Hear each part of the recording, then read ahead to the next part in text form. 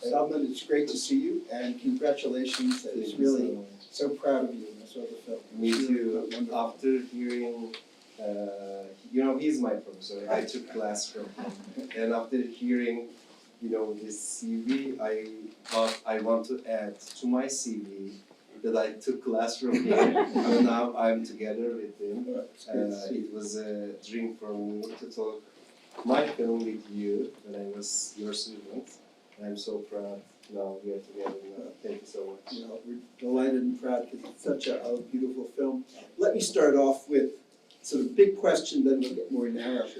Can you tell us a little bit about what is happening in Turkish cinema now? What is the scene like, and where does a film such as this fit within the Turkish schema? For example, in my view, I would see it in an art film context. Does that context exist in Turkey? Unfortunately, in a really bad way, because right now there is like mainstream and art house cinema. As if you are making an art house cinema, you cannot, reach audience because it's art. And if you're making a, mainstream film, there is no art in it. And then it's really polarized, as everything in Turkey, in this context too. So actually, it's interesting question in a way because after industry in Turkey watched this film, I got many offers from mainstream production companies, and I'm doing a Netflix series right now after they watched this, because they told me basically since because of this polarization, there is no any film or any filmmaker they see there is a film, there is something deep, artsy in it, but also that they can reach the audience. So it was an honor to hear from people, especially in Turkey, that this is like one of the very few films that they could see there's this potential. Unfortunately, when we released this film, it was pandemic time, and then there was no theatrical release. But when we released this on movie, it reached many people.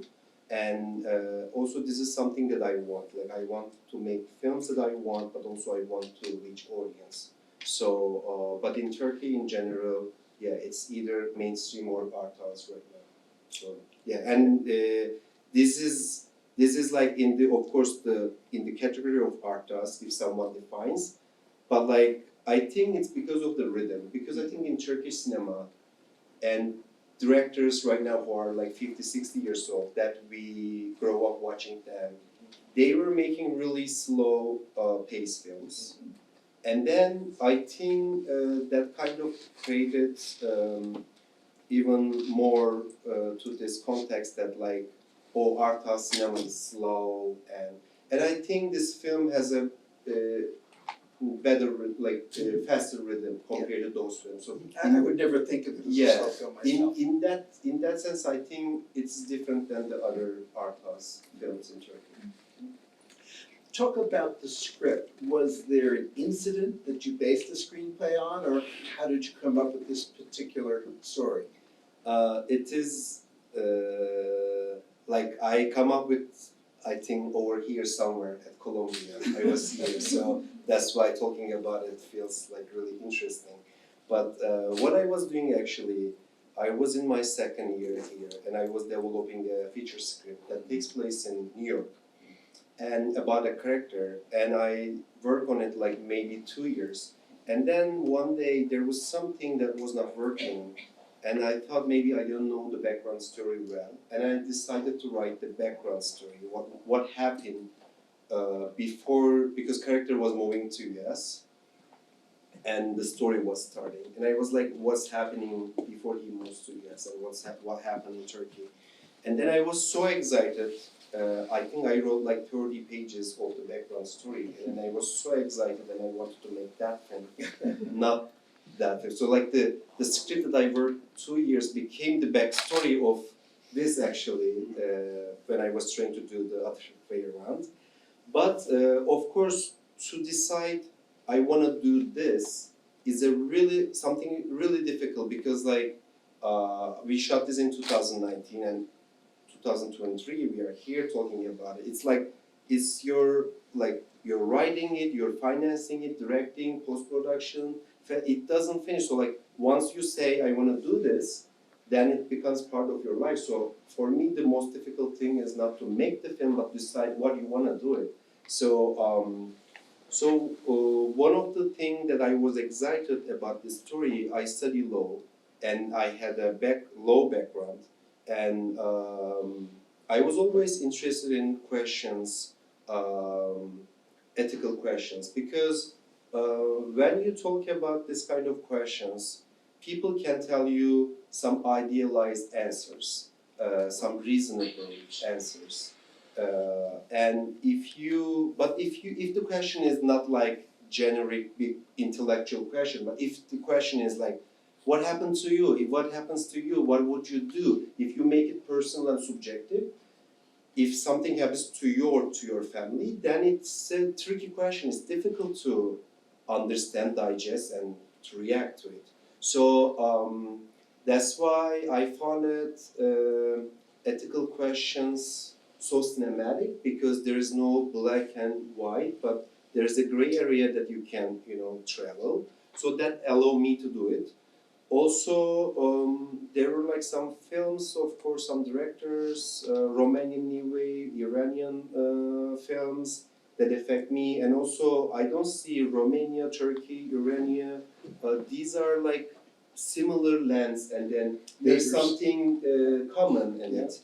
And of course, I wanted to make a film cinematically following a character, like not always following one perspective, but like in between some main locations. In this one, there's factory, hospital, and some houses. So like cinematically, it allowed me to make a film that I want to do it. And everything basic. Also, I thought this was a really easy film to do because the film that I was thinking was a bigger budget, and I thought this is a no budget film. Like there's nothing to do, because when you look at the script, it looked like it's really small film. But while you're shooting it, I realized, factory, hospital, there. When the locations are big, there are like bigger issues that you have to deal with. But I had a great crew, especially my DOP, Tudor Panduru, who worked with Kristin Muncu, who good directors, who is experienced with the long takes, and we talk a lot about camera movements, and I took camera movement class from him, by the way. So I thought a lot about the history of and development of movements while doing it, like how. So anyway, I had a good crew that that helped me to that it doesn't look like a low budget film.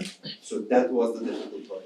You mentioned something about, the script is simple, but you shoot it in anything but a simple way. I'm thinking, again, with great pride, at these very long sequences, the amazing shot when he's reading the letter in the hospital.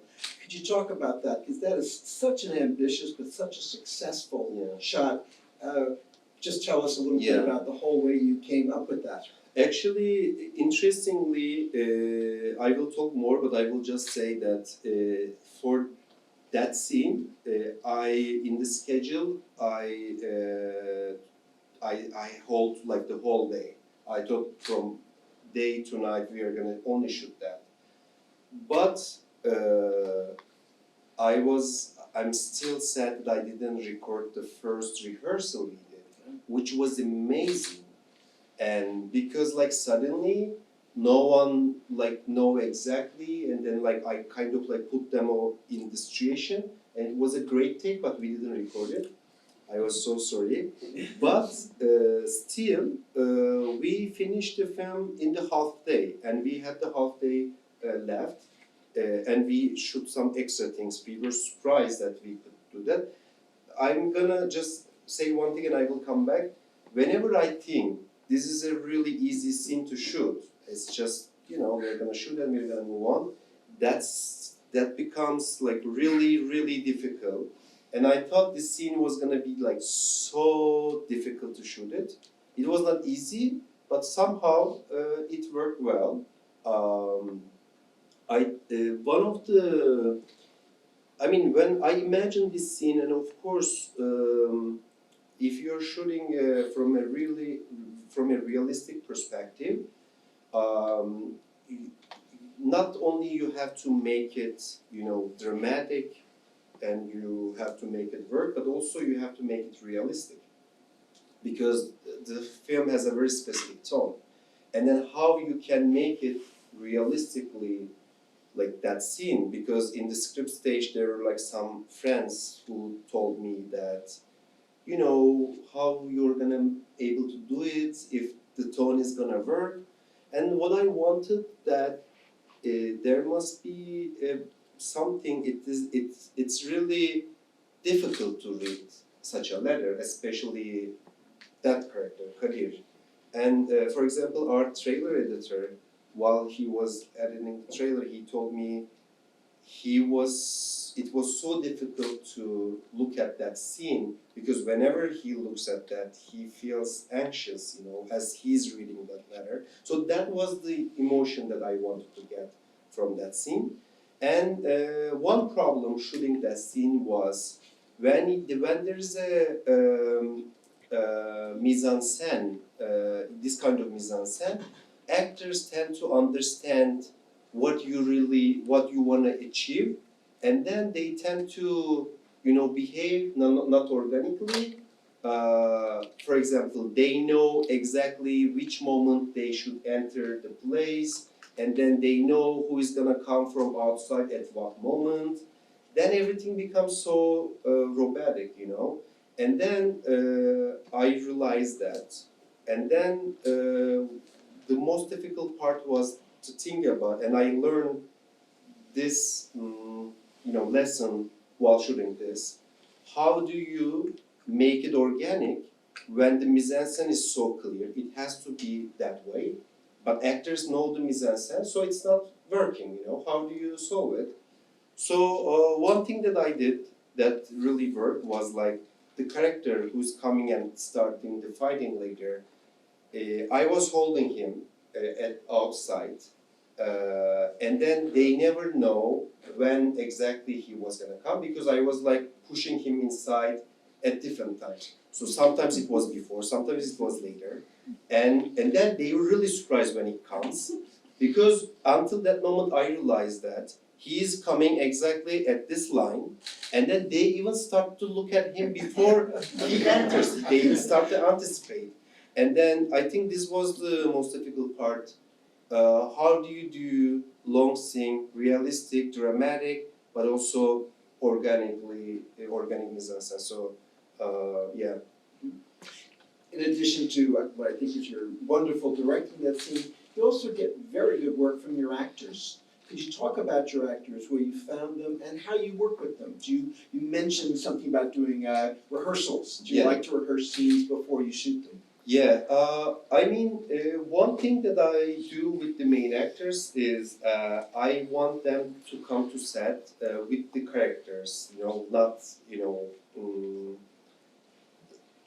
I want them to forget their actor's ego.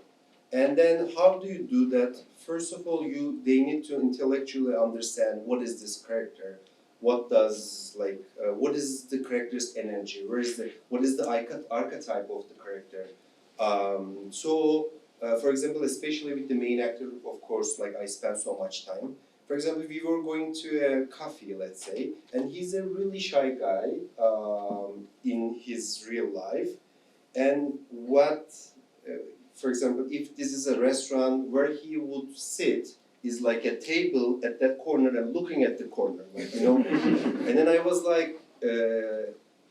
like pushing him, sitting the other way around, looking everyone. And I was telling this character, understand immediately all the relationships here, like if this guy is cheating, what is this relationship, what the waitress is doing, what they are talking, like this character needs to understand. So like, where is the energy of this character? What is the archetype of this character? What he would do? So like, I want them to understand first of all. And then of course I do rehearsal, especially important scenes before going to set, because on set you're trying to achieve one thing. Like there's something in your mind, and then there is no so much time to experiment things. But on rehearsal, what I love, I really like. If you see my rehearsal, you would think I'm a really bad director and they're really bad actors, because we are trying things that is actually not working. But this is good because I would like to give an example from an instrument, but I don't know anything about music, so I cannot really give. But what I'm trying to say, I think it's true. Like, for example, maybe there is a tone at this level you want, and then you're not only working to make this tone, but like you're trying to like go to this part of the spectrum and this part of the spectrum, so that understand what you really exactly want. So like while we are doing rehearsals, we were like exaggerate things or sometimes like minimize things, so that like they understand what does it feel really, what does really character wants. And then there is no time on set for this kind of experiment. So basically I was doing rehearsal, but just to experiment. And on set, and I like to work with good people, like people who have good hearts. I believe it affects what, like the process of making a film or making of anything in this life is more important than what is the result, because you don't have control on the result. Like when I was making this film, I put like my last money from my pocket, and it would be a really bad example. And I study law, and my family would think like, why he made films and now he's broke and whatever. But today I'm here sitting next to Richard Peña. So this, I didn't have this control, the result. But like what I could do was the process. And the process is like making a film is a so collaborative thing. It's not easy to control everything, and you cannot you cannot own everything during the process. So like having good people around you, having that changes everything. So like basically, I on set everyone forget their ego, and then we know that we are here for the film, and I'm not saying something, for myself, or we are just trying to make this scene work and trying to make an art together, and everyone was like that, and I'm telling all this because I was taking so many takes, and it's not easy, and I was telling them beforehand, look, most probably, I'm guessing I'm gonna get like maybe 70, 80, 100 takes, and it's tiring, it's difficult. Are you up for it? And I never, and also I'm a person, if I feel that that person doesn't really want to do it, it's difficult for me to push it, because I don't like to push people. So like, but if I need to push it, I need to push it. Then it gets chaotic. But everyone was like, ready in each take. Hey, like we are here. We can do one more. Do you want to do one more? Anyway, we were like really doing. My guess was right, because when you shoot like 8 minutes, 10 minutes long takes, everything has to be like in a harmony, and it's not easy. So you have to have many takes, and everyone was like so ready. And when I say it's done, we got it, they were like, "Are you sure?" And then I was yes, and then I was trying to convince them that it was good, because like once you start to get like many takes, it feels it's gonna go forever. So it's difficult to understand where to stop. But anyway, what I say on set, we were doing many takes, and they know that I will not stop until we get it, and I know that they will be there for me until we have it. So that's why that was also one of the most important things working with the actors. That trust agreement between each other. Where do the actors come from? Are they people who've been active in film, television, theater? And was there anyone in the film who we would call a non-actor, a non-professional actor? Actually, it's really interesting. I feel you're asking questions as you know some inner because I wanted to work with not very famous actors. They're all actors, but like for most of them like on theaters. But like because of the COVID, our film was going to release in 2020, but it's postponed to 2021. And meanwhile, some of them became really famous. And then it looked like I cast someone famous, you know. But when I cast them, none of them were like really famous. Most of them, for example, Kadir's girlfriend, not only it's her first film, but it was her first audition ever.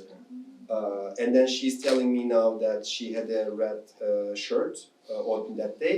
Every audition she goes now, she's wearing that shirt. The worker's wife, for example, she was a great actress on theater, but no one knew it. She's now everywhere. Even the doctor became like really, really famous guy now in Turkey. But they were, what I wanted,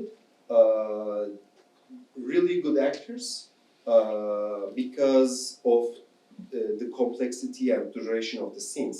And people coming from theater are more used to doing like more takes, rehearsals, long scenes. So yeah. And what was the other question? Was there anyone who you would call a non-actor? A non-actor. Non-actor, not anyone who has dialogue. Everyone was actor, but there were like many actors in the background or like around the. Oh, maybe some people in the, for example, that long scene when he is reading position. Like two of them were non-actors, for example. But I like to work with non-actors who understand what acting means in a way that it's not easy, because some people say like, oh, okay, I want to do it, but it's not fun. Like, you know, from morning to the night, you're doing the same scene. So at least to understand this is not fun, but you still want to do it. So that's important thing. Also, when you work with non-actors, basically, I want to try to cast closely, like close to their character. But when I work with professional actor, I like to cast if it is not close to their personality. Against, yeah. So that's what I do mostly.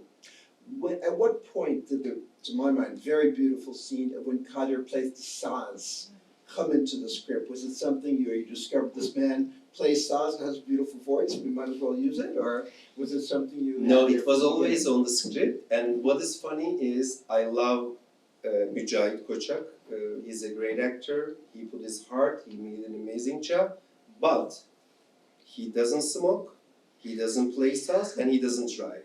And then after I cast him, I was like, hey, like, you know. And then he was like, okay, I got the saz part, I have a music here, don't worry. I was okay. So there was someone, we assigned someone who was like teaching him. And then the music was like, I decided music like so much earlier, so like he was like working on it. And then it's a well-known song? It's a well-known song, yeah, but it's an old song. Yeah. And so driving, okay, it's fine. He started driving, not manual but automatic, fine. But smoking was the most difficult part, and because he doesn't smoke, it was difficult. And then there are some behind the scenes that I'm showing him how to smoke. And I'm a smoker. I'm a smokers, I'm trying to pick, but anyway. So that was difficult. And what I remember, when we had the last smoking scene, he came to me, "Are you done with the smoking scene?" And I said like, "Yes." Like, "Sure." And I said, "Yes." And he was like, he had such a relief because like he had really hard time taking like the cigarettes one another. But 2 years later, after we premiere in San Sebastian, we were having dinner with actor, cast and crew, and at some point I went outside and I started smoking. And Mücahit approached me and he told me, could you give me once, I want to smoke? Because he watched the screen and the emotion comes and yeah, we smoke together. Before I turn it open to our audience, I want to ask you maybe a little more of a lawyerly question. I'm wondering about workers' rights. Mm-hmm. The film, in a way, for me, brought up that idea. I mean, first of all, our unionization. Would unions come to a factory this size? And what rights do workers have? I mean, it's one of the issues, I guess, that was playing in my head, not knowing Turkish law. Mm-hmm. I mean, Turkey is, I think, not great in terms of unionization. And of course, there were like some leftist intellectual academicians, they really liked the film and we had a chance to discuss detailedly after they watched the film. And they people I appreciate, and then we were talking about the history of Turkey, what was like workers' rights look like 50 years ago and what it looks like now. And something that I realized, like, and this was a discussion, the workers in the film too, they don't have so much right, and they don't react to situation. They kind of accept what's going on, but that's kind of reality in Turkey now. And I think the problem is not about the law. When you look at the law, for example, Turkey right now there's a huge problem of rent problem right now. And if you look at the law, the people, what do you say if you rent a house? Like you're not owner? What? Landlord. Not landlord, Renter. but Renter. renter. Okay, tenants. Okay. So tenants have like so much rights in the law, and you cannot say that the problem is about law, but in the practice, landlords always have more rights. And how does this happen? And this is more or less in every situation that's related to law. Practice and theory are different. I think in lawyer also in the film we're saying like the workers have many rights but at the end workers don't have any right because there are some ways that you can go around the law, right? So that's related with the mentality, that's related with the politics, that's related with the society. The law is not only related to the law. That's what I mean. I think even the same law doesn't apply in Istanbul or in small city or in village. It's the same law, but when society, when the relationships are different, I think it affects somehow the result too. So what I can say, I think in this film, I don't think the film can teach or answer anything. Like there are academicians, there are politicians who are like working on this kind of issues. A 2-hour film cannot do anything. But what a film can do, I think, is just that can make you start thinking about it, start questioning it. So like in this film also, it doesn't give you any solution or any answer, whatever. But what is important is it's just portraying what's happening, and I think the reality is this. I heard one story that was so touching when I was writing the script.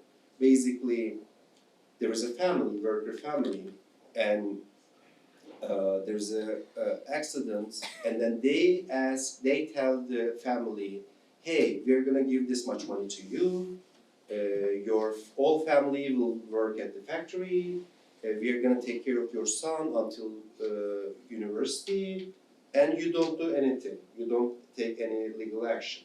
And then they don't accept this, and then they say, no, we're gonna do legal action, blah, blah. And then it takes 5 years, maybe more than 5 years, and then what they get is like so little, like, you know. And then in that sense, you would think then taking a legal action is not better for me, right? So accepting the offer would be a better solution. But then there's no law, it's another system.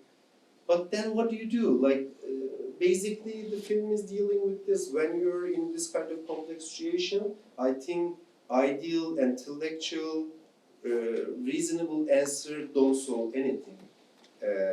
Do I know the answer? No, but at least I think the films, you know, led us to start thinking about this. I guess I was a little surprised, and maybe it's just for dramatic purpose, there didn't seem to be on the part of the factory owners a sense of protocol. Like, what do we do now? I mean, it can't be the first accident they had there, but everyone seemed to be swimming in the dark, I guess. Yeah. Also, I was.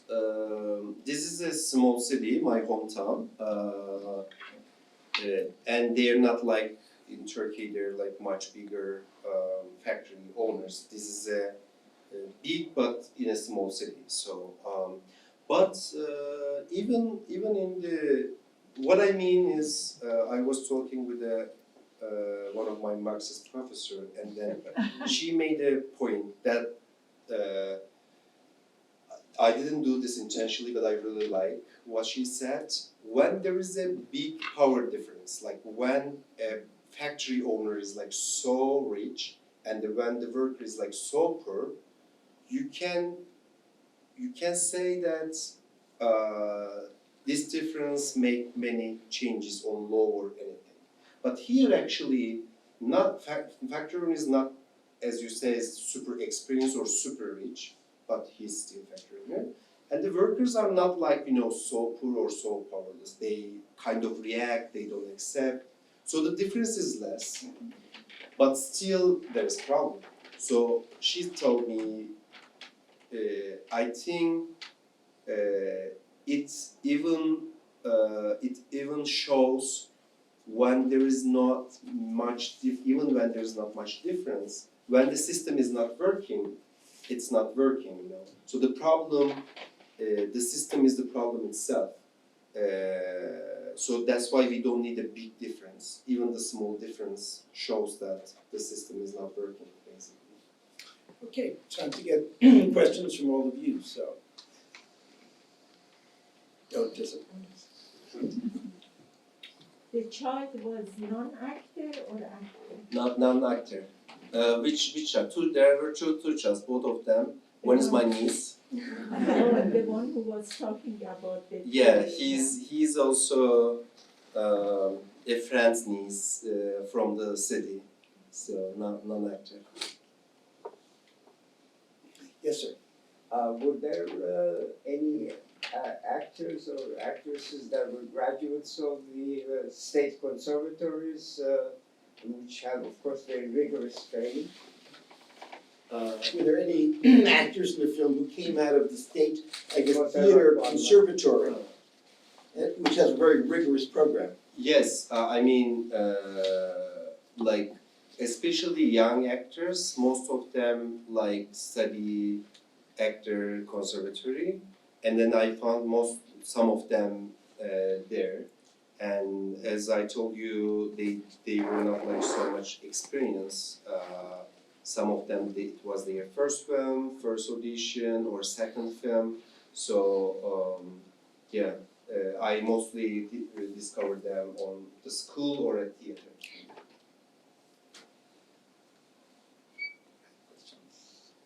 Yes, ma'am, back. Ah, there she is, I see her.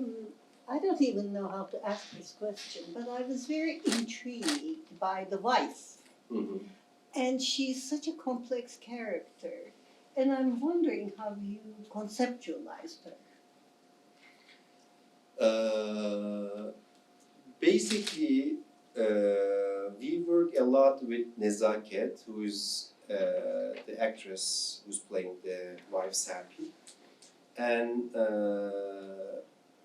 we talk a lot about why she doesn't accept and the backstory of her. So I think one of the things that we found, this kind of characters we don't see in daily life. Like they are on news, they are on somewhere, they are maybe workers at some place, but like they are not our friends. They don't have a, we don't see them in the public. We see them while they're working, we see them while they're serving, we see them. So like we kind of wanted to give them an appearance, and then normally what it's supposed to be is you go there, you offer money, and that it should be easy, because this kind of people, like some people think, cannot make your life so difficult. So I thought, what if it's not that easy, you know? And some people told me that this is not realistic. They should accept that. You know?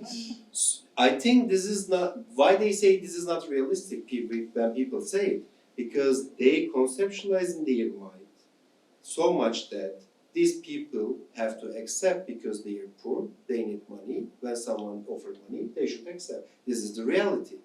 So this was sociologically very interesting feedback to me. I was like, how do you think that this is real and this is not real? Like, you know. So anyway, so basically, I didn't care if this is real or not, whatever.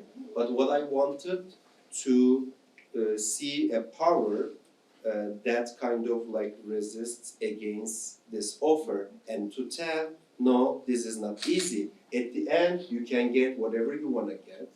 And in my life, there are some examples in my life that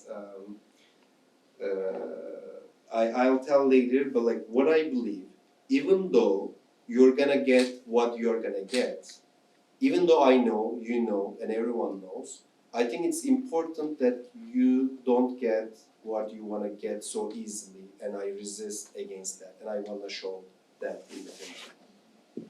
Can I say one more thing about her? I was really intrigued by the way she spoke. She spoke so well, and her manner was so impeccable that she created more of an aura for me. And I loved it. You did not look down upon her. Yeah. You gave her a dignity through her language and her means of speaking. Yeah. Thank you. Nezaket would be so happy to hear that. I will tell her, Convey because her. this was something that exactly what you were saying. This was something we talked, and this was something that we wanted to achieve together. And then this is script, but also acting, like her aura and everything. So she understands so well what I was trying to do, and then she was like strong. And also she's a great actress. What I can tell actually in the script, of course the main character is Kadir, but in the script this character was like number 3 or number 4. Father was number 2. He had more part. But on shooting, somehow interestingly, actors, like, you know, do something and I see while shooting this character is more important, and then I kind of like open up her scenes more, and on the editing also. And then, for example, the father became number 3, number 4. That was interesting for me because there was a father-son act in the script. If you would read the script, but in the film you don't track that because I kind of like decided not to track that part. So one of the reasons that happened that way, but she was so strong and she acted so strong, and yeah, but she will be so happy. Thank you. Yes. Would you say that your newest film is in the same world as this one, or is it a big departure? What shall we expect? It's actually same world, and there's so many connections. Not the story-wise. Story is like totally different. His station wound is following a lawyer character who is defending a murder accused, and it takes place like maybe half of the film is taking place in the courtroom. But since it's taking, in my mind, was taking in the same world, same atmosphere, I wanted to, on purpose, create some connections. And one of the connection, when you will see it, you will realize this lawyer is the defense lawyer in that court. And also, for example, the date that this happened is in the courtroom.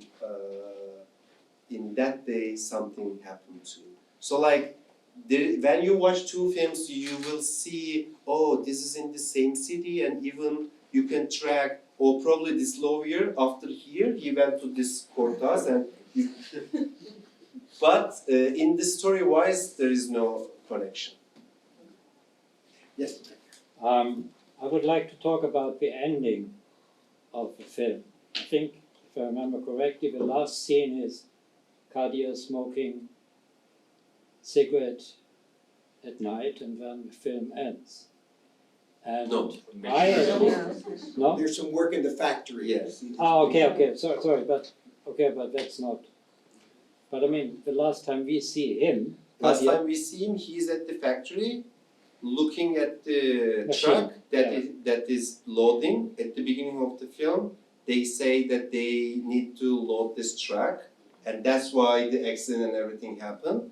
And then he is looking at the loading truck, and then we cut to interior of the factory, and the factory is moving. well, but the last scene in my mind is he's smoking cigarettes. And Okay. at that point, I asked, what will he do? Will he stay? Will he go to the US? Mhm. Will his girlfriend go with him? All this is left Yeah. open. Obviously, he did that Yeah. intentionally. Yeah. So everybody can think about his own their Exactly. own ending. I think that's a very good ending because for Kadir and everybody, it's very difficult how to solve this emotional situation, which is an impasse. Yeah. There's really no solution. So what would be your ending if you had continued this film? So actually, I wrote the ending in the script before I wrote this. But anyway, I wanna tell just few things about what you say. What was important for me, as you said, I didn't answer some of the question, which was so easy to answer. It's not that I didn't know the whatever, but for me, of course, I thought a lot about the ending during the script stage while shooting and during editing. And what I thought the most important ending is the center location is the factory in this film. And we start with the factory. And the factory, when we see first time, I wanted to portray it in the white lenses and as like dreamy place, as if like, you know, this place is giving food to you. It's like mother, you know, the eggs. But at the end, we see the factory, only the machines, really close, like a monster. I try to imagine. That monster that's not stopping, even when people die, even when people's heart get break, even when people, like, whatever happened in these 24 hours, many things happen, but the factory doesn't stop because it doesn't have emotion, because it's a monster, it doesn't listen to you.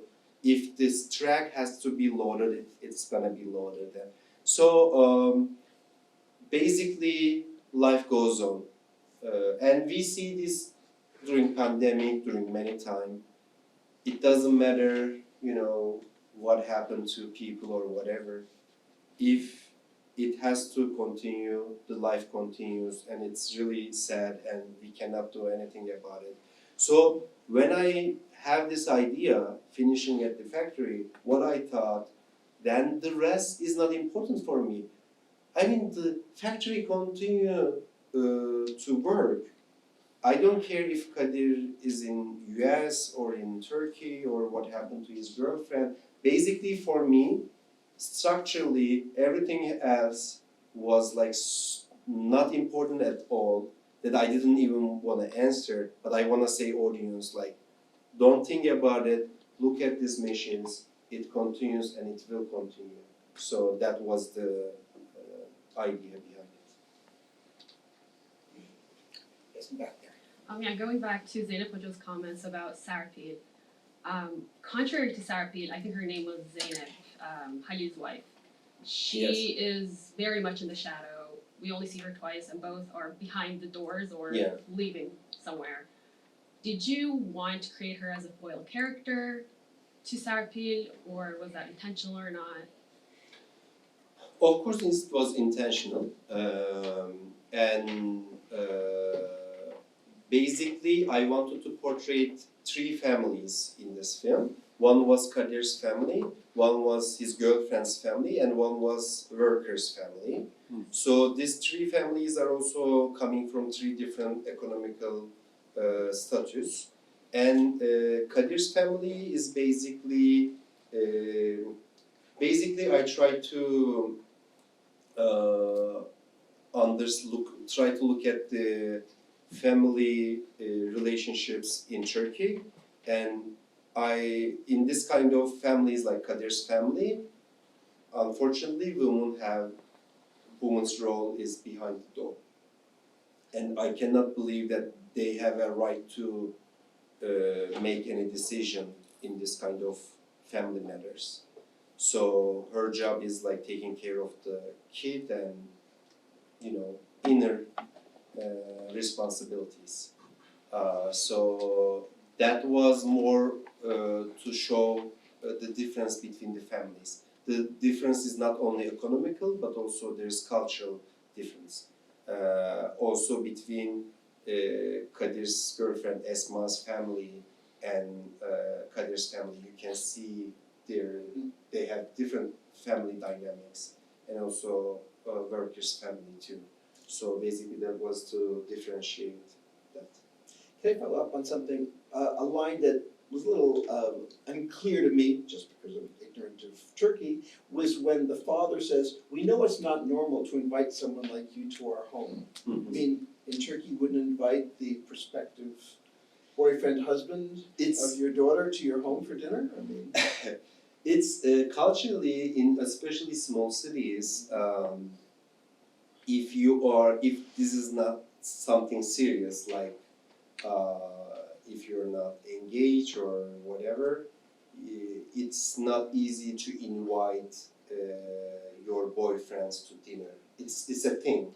So like, he's kind of proud, you know, I'm a modern father, I can invite you to dinner, you know. So yeah. surprising to me. We have time for maybe one more, couple more? Yes, ma'am. You talked a lot about these long shots, but there's just like a lot of restlessness in even what would normally be a still shot. And so I just wanted to hear a little bit more about working with this DP and this decision. you know, this restlessness that was underpinning a lot of the film and just how you found that and the process. So basically, two things were really important. One is the dynamic in the scene, and that we create with the mise-en-scène. Because when you have long shot, you don't have editing tool, which is the most important tool maybe in the cinema history that you cannot use. You cannot enter in the middle of the scene. So that's why we were thinking how long this scene should be, what should be the camera movements, etc.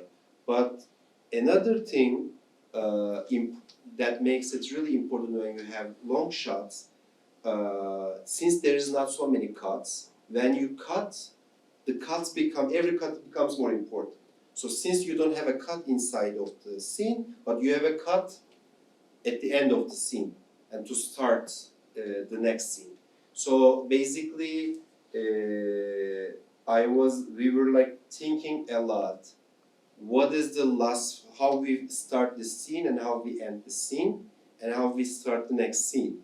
Because it makes so much difference if you finish one scene with an action and one scene with the stillness, or the action to action or stillness to stillness. So I cannot tell how much it's different, because people can think like, what can be like, but it's, for example, if you cut the scene while I'm like, getting up, or when I'm sitting, or after I get up and stop, it affects so much to the next scene, the rhythm of the next scene. So we were thinking a lot about this. And another thing we were thinking, since we have long scenes, but at the same time, one perspective, one main character. So like, more or less, we are seeing all the time him. So if you finish the scene with him, and if you start the scene with him, it is technical and emotional. Like it's not easy. It can be a problem. So how do you, like, when do you show the main character and when do you hide it? And even though he's the main character, maybe in some scenes, but she is the main character of this scene. So decide that. Basically, we did editing with the DOP, because you don't have opportunity to do this like an editing process. So basically, we were thinking, if we finish this scene with this frame, and if we start with this frame, and this scene has many action, and this scene has many action, and we need to give a brief to audience. Then maybe, for example, hospital, after this fight, long scene, normally in the script we were cutting to another scene, and then we thought while shooting, after this intense scene, we need to give a brief to the audience. So that's why that scene is a long, wide, really wide. Do you remember? There are trees, we are in the hospital garden, and I'm in the background smoking. I don't know if you realize it, but yeah. So basically, that scene we created just because we thought like an editor on set, and then, we need that moment. So that kind of collaboration was important. And he's an experienced guy, especially in the long shots. Not because when you're on tripod and when you have like many cut points, as a director, you can tell exactly what you want at a specific moment. But if it's 8 minutes, you cannot like enter in the middle of the shot and like pan to right. No, you have to trust him. So he has to know exactly what you want. And we talk all this process together. Selman, thank you so much for Thank coming you so back much.